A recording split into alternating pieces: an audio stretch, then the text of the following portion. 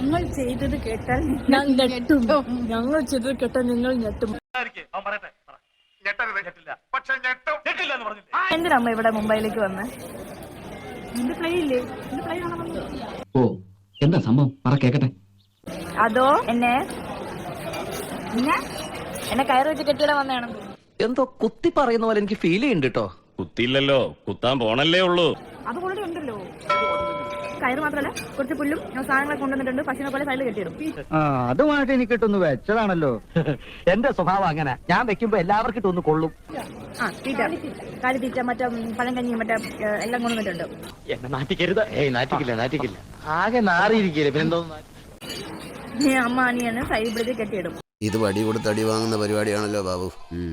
നമ്മളില്ലേ ഷോപ്പിങ്ങിന് വേണ്ടി എന്ത് ചെയ്താലും കയറിന്റെ അറ്റ എന്റെ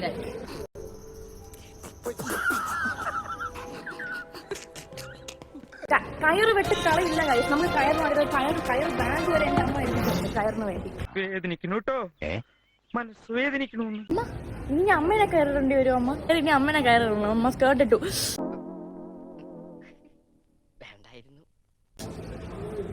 അമ്മ സ്കേർട്ട് ഇട്ടു. അപമാനിച്ചേ ഞങ്ങി ഞാൻ പോയിക്കോട്ടെ.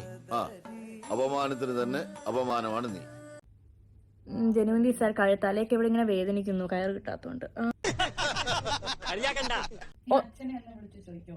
എന്തോ കയറോ കിട്ടിയില്ല, ബെൽറ്റ് വെച്ച് അഡ്ജസ്റ്റ് ചെയ്തിട്ടേന്നു.